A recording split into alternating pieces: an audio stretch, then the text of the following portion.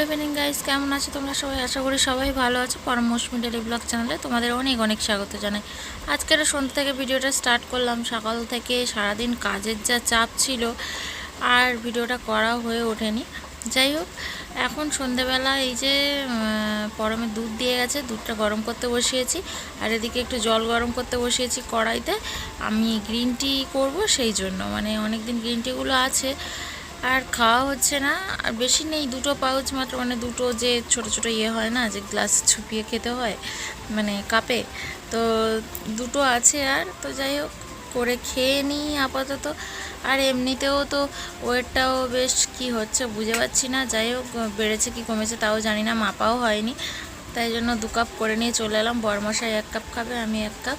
আর পরমের দুধটা তো গরম হয়ে গেছে, ওকে দুধ পিডিয়াশিওর করে দেবো। পরম এসে আবার উকি দিয়ে দেখছে যে এটা কি চা না কি। বরমশাই ওই এইমাত্র বাড়িতে এসছে, মানে এইমাত্র ঠিক না, মানে মিনিট 5 আগে এসছে। এসে দেখো বসে বসে চেয়ারে হাই তুলছে। আর পরমটাকে পড়তে বসানো হয়েছে, বই খুলে খাতা খুলে বসে আছে ওদিকে, আর এদিক ওদিক তাকাচ্ছে কখন খাবারটা দেওয়া হবে আর ও খাবে। আজকে রাত্রেবেলা শুধু ভাত হবে, তরকারি সব রান্না করাই আছে। আর বরমশাই অনেকটা শাক নিয়ে এসেছিলো, তাই জন্য ও বসে বসে কাটছে। তা আমি বললাম যে কালকে সকালে আমি কেটে নেবো, রেখে দাও। তা বলে না, মানে কাটছে না, বেছে রাখছে আর কি। তো ও বললো যে আমি বেছেই দিচ্ছি। তো ভালো, ও যখন বেছে দিচ্ছে আমার একটা কাজ কমে থাকবে। শাক বাছাটা তো অনেকক্ষণ টাইম লাগে, তাই না? তাই জন্য যাই হোক বেছে রেখে দিচ্ছে। কালকের আর আমাকে অতটা টাইম দিয়ে কাজ করতে হবে না, মানে শাকটা বাছতে হবে না অন্তত। সকাল থেকে যা হয় পরমের সঙ্গে খাওয়াতে খাওয়াতে এটা ওটা সেটা, মাঝখানে আবার ওষুধ রয়েছে টাইমে টাইমে, সেগুলো খাওয়াতে হয়। ঘরের টুকটাক কাজকর্ম আছে, তো শাকগুলো বেছে রাখলে আমার একটু উপকারই হচ্ছে। আর পরমকে দিয়েছি আপেল খেতে, তো ও দেখো শুয়ে শুয়ে ফোন দেখছে। পড়াশুনো হয়ে গেছে, অনেক দিন পরে পড়তে বসানো হচ্ছে, তো তাই বেশি একটা চাপ দেওয়া হচ্ছে না। আবার হাত ধোয়নি, তাই জন্য হাত ধুতে যাচ্ছে। কাজ আর শেষ হয় না। দেখো কত জামা কাপড় কেচেছিলাম ওবেলাতে, এই সব বেড কভার, বালিশের ওয়ার, তারপরে তোমার পরমের জামা প্যান্ট, আমার একটা জামা, তার উপরে এই যে শীতের যে ব্ল্যাঙ্কেটগুলো, হালকা পাতলা ব্ল্যাঙ্কেট, এইগুলো। তো এই ব্ল্যাঙ্কেটগুলো আমি হসপিটালে নিয়ে গেছিলাম, সেই জন্য কাচতে হলো। আগে একবার, মানে প্রথমবার যখন হসপিটাল দিয়ে আসি তখন একবার কাচা হয়েছিল, আবার সেকেন্ডবার ভর্তি হতে হয়েছিল। তো সেই সময়ের জন্য আবার মোটামুটি নিয়ে গেছিলাম। তো তখন অবশ্য লাগেনি, তবুও নিয়ে গেছিলাম। তো হসপিটালে বেরও করেছিলাম, মাথায় দিয়ে শুতাম। আর বালিশের যে মানে হাওয়া দিয়ে ফোলানো বালিশগুলো হয় না, ওই বালিশ এগুলো, তো সেগুলো ধুয়ে নিলাম একেবারে। সব হসপিটালে ইউজ হয়েছে, তো তো সেই কারণের জন্য একেবারেই ধুয়ে নিয়েছি সব কটা। এতদিন ধরে বাইরের দড়িতে ঝোলানো ছিল এগুলো সব। বরমশাই আমাকে বলেছিল আমি কেচে দেবো, রেখে দাও। মানে কি বলো তো, এই ব্ল্যাঙ্কেটগুলো জলে ভেজানোর পরে কি ভারী হয়ে যায়। তো আমার একটু কোমরের সমস্যা আছে, সেই কারণের জন্য ও বলেছিল আমি কেচে দেবো, রেখে দাও। তো ওরা টাইম হয়ে উঠছে না, সেই কারণের জন্য আমিই ভাবলাম আমিই কেচে দিই। আর এমনি সামনে যা ঝড় বৃষ্টি আসছে শুনছি, আর কতদিন ধরে এইভাবে থাকবে, তাই জন্য আমি আজকে সব কষ্ট মষ্ট হলেও কেচে দিয়েছি।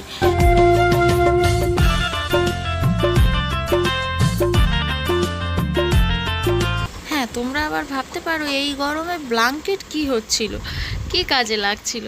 অবশ্য ব্ল্যাঙ্কেট আমাদের লেগেছিল কারণ আমরা যে রুমটায় প্রথমবারে ভর্তিতে ছিলাম প্রচণ্ড এসি, মানে এসির মারাত্মক ঠান্ডা ছিল ঘরটা, তো সেই কারণের জন্য গায়ে দিতে লাগতো। তখন কিন্তু বাইরের টেম্পারেচার ছিল 41 থেকে 43 ডিগ্রির মধ্যে, পার ডে ওঠানামা করছিল।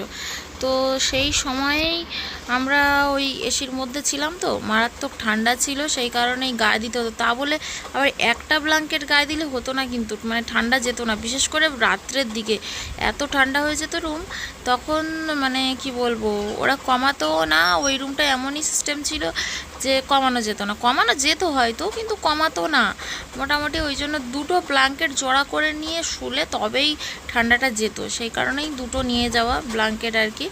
তো এই হিসেবে ব্ল্যাঙ্কেটগুলো ওখানেই নিয়ে যাওয়া হয়েছিল। দ্বিতীয়বার যখন যাই তখন আর এসির মধ্যে, পুরোপুরি এসির মধ্যে রাখেনি, এমনি নর্মাল টেম্পারেচারে দিয়েছিল।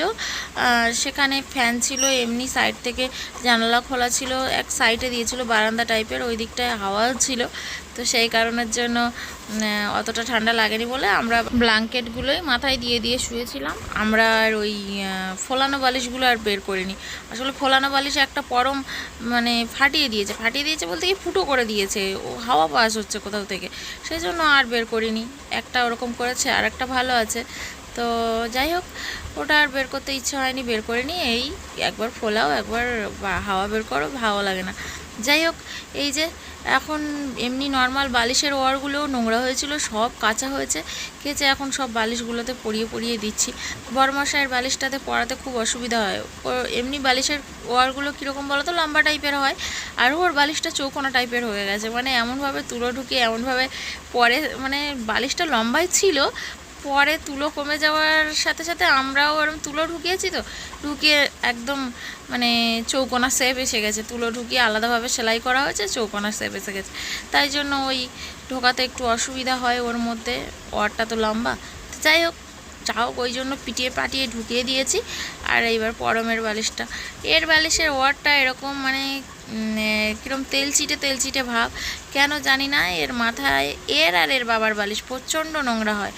এর বাবা বুঝলাম বাইরে কাজবাজ করে, কিন্তু ছেলেও বাইরে বোধহয় খেলাধুলো করে, সেই কারণে নাকি জানি না এদের মাথার বালিশ প্রচণ্ড নোংরা হয়। সব কটা বালিশের ওয়ার আমার পরানো হয়ে গেছে, আর ওদিকে জামাকাপড়গুলোও ভাঁজ করে রেখে দিয়েছি। এবার একটু বসি শান্তি করে। বরমশাই জল আনতে গেছিলো, জল নিয়েও চলে এলো। তো গাইস, আজকের আর ভিডিওটা বড় করছি না। ভিডিওটা কেমন লাগলো কমেন্ট করে জানিও, আর ভালো লাগলে লাইক কমেন্ট শেয়ার সাবস্ক্রাইব প্রতিদিনই বলি, যেমনটা করো তেমনটা করে দিও। তো চলো, আবার দেখা হচ্ছে পরে একটা ভিডিওতে। আজকের মতো সবাইকে টাটা।